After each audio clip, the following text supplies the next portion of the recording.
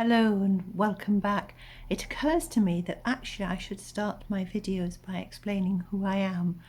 I am Antonia Rolls and I'm an artist, and I write and paint. I am very interested in healing, in life, in love, and in the most extraordinary divine light that is in all of us. Though I do say that there is a great deal of darkness. But we all have to have what we don't want before we know what we do want. My videos at the moment are about the journey of acceptance that my son died this year. On the 24th of February, my beautiful son, Costya, he died. I found him dead in his flat, aged 29, after many years, over a decade of drug and alcohol abuse. It's a difficult journey because the death of a child is always difficult, and I want to talk in these videos about the complexity of having not only your 29-year-old son die, but the fact that the death was so silent and so sad and so lonely and so cold, and yet there is relief because he was so crazy, because his addiction was so out of control, because this child became a monster when he was drunk and when he was taking his substances. I want to do these videos about the progress. Maybe progress is the right word, maybe it's the wrong word. The journey, perhaps, of acceptance and how it feels to carry on. Because I do have to carry on. I want to carry on. I want to carry on. My child's life had a purpose. His death has a purpose. He's never stopped being my child. Though for so much of his addiction, he was unreachable, impossible to be with, terrifying, frightening, violent, unintentionally violent. He didn't want to go out and attack, but he had no control over his limbs and his responses. He was so ill, so ill. He was born different. I always knew that he was different. I didn't want this to be his life, but anyway, it is and has been. And now I'm here making sense of it. I don't want to talk about the addiction today. I want to talk about forgiveness. And it feels that forgiveness is a very important thing to understand. Forgiveness for myself, and forgiveness of Costya, and for Costya to forgive himself wherever he is, in whatever realm of divine rehab he's in at the moment. You see, we parents who have lost a child to addiction, or anybody who is involved with an addict and has lost them, so it's not just parents, but we who have lost someone to addiction and we've been closely involved in their lives, cannot help but look back and criticize ourselves for the way we behaved and reacted to their illness, to their addiction. It's very, very hard to see clearly the past and not become desperately involved in it, trying to change it. Well, I understand that you can't change it, and yet I still go back and I do this. I think, should I have left him on the floor that time?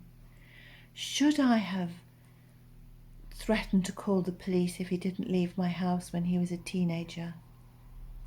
That time when he was living in my sitting room and he trashed it and he was injecting, and I didn't know what to do. I was so frightened. All the time I was so frightened. I gave him a date to leave. I wrote it on a piece of paper and shoved it under the door, or I would call the police. And I remember the relief the day he just left this room. It was this room I'm in now. And walked out of the door with nothing but his backpack full of needles. Off to something somewhere I don't know, and left all the mess for me to clear up. But you know, as he left that time, I knew that he wasn't a bad person, that the addiction had taken over. But at that point I knew very little about addiction, and I blamed him. I thought, you could choose not to do this. Of course I know differently now. I know differently now. When I look back on that was like 15 years ago. But I remember thinking at the time, you're too beautiful, and I knew you before you were like this. You were troubled, and you were different, but you were beautiful, and you were mine. I look back on that time and I think, should I have run after him? Should I have gone into the room and talked to him? Should I have asked him questions about what he was doing and listened to his reply? Well, probably, but I didn't. So I have to forgive myself. I have to forgive myself for all manner of times where I didn't, in retrospect, do the right thing. I visited him on New Year's Eve a couple of years ago. He was lying on the floor in amongst all the filth. He was crying. He was ill. He was cold. The electricity didn't work. There was poo on the floor in his bathroom. I thought, okay, I'm going to see you on New Year's Eve, but I'm not going to see you on Christmas Day. But I'll go home and I'll phone you and tell you. I was not strong enough to tell him to his face. So he did get up. We went to a shop where he wanted to buy some clothes because he was so dirty. So I said, let's buy some. He said he would buy them. When we got to the shop, his card didn't work. So of course, as usual, I paid for them because the queue was long behind me and I was resentful. I thought, you planned this. And then I left him propped up against the wall at the tube station where I made my escape, because it felt like an escape. I looked back at him and his face was so sad. He was so lonely and he wasn't very strong, and I left him propped against the wall. I went home and then I phoned him and said, I don't want to see you. I can't cope with you. You're not welcome here on Christmas Day tomorrow. And that was that. I had the worst Christmas because I thought, no mother does that, but I had done it. And I needed the space, but all I could see was this lonely, dirty, dishevelled, sad loser, as I felt, leaned against the underground, the entrance of the underground. I left him there. Could I have done better? Yes, I could. So could he.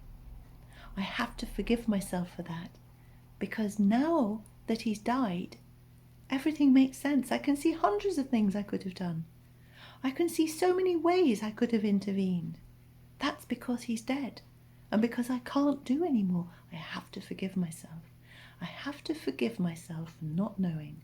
I have to forgive myself that my own child died. I have to forgive myself for the suffering that he endured, because I didn't cause the suffering. I may have added to it, but I didn't cause it. And at all times, I wanted him to be well.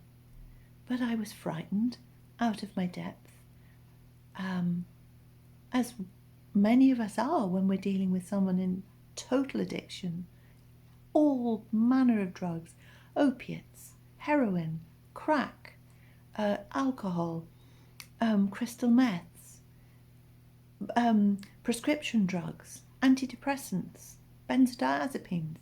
That child took all of them in the most extraordinary amounts that would fell an elephant. I didn't know what to do. That's okay. But it's really important to talk to you about forgiveness and how we have to forgive ourselves. We cannot, and must not carry the burden of guilt. Guilt is not something that works for us. If we feel guilty, then we are closing the darkness over our heads and we can't move. Guilt is a terrible burden to carry. And we have to forgive ourselves because we did the best we can and we could. Forgiveness is a gift that we can give ourselves, and it's a gift I am aiming to give myself every day. Because if I forgive myself, then I can see clearly. And I want to see clearly. I want to see his life clearly, and I want to learn from it. Because he's dead, and because his life has a beginning and an end, and because I'm continuing to live because I choose to and I want to, and my life is not over and I have things to do. I need to be able to make sense of this with wisdom. And one of the first steps is to forgive all that I think I did wrong, because that is the way forward.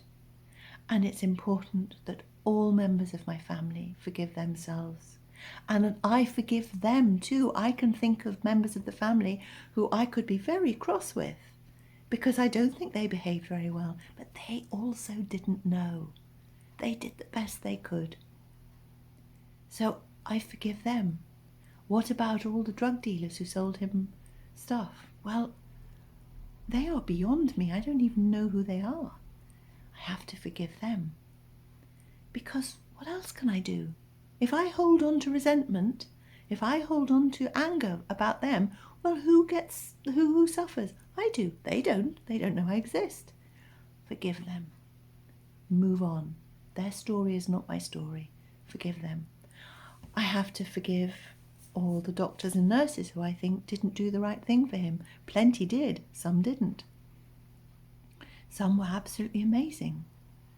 I have to forgive all the people who passed on by and passed judgment. I remember Costya coming with me to an appointment, and he was so drugged up that he slid down a wall and sat there with his head like this.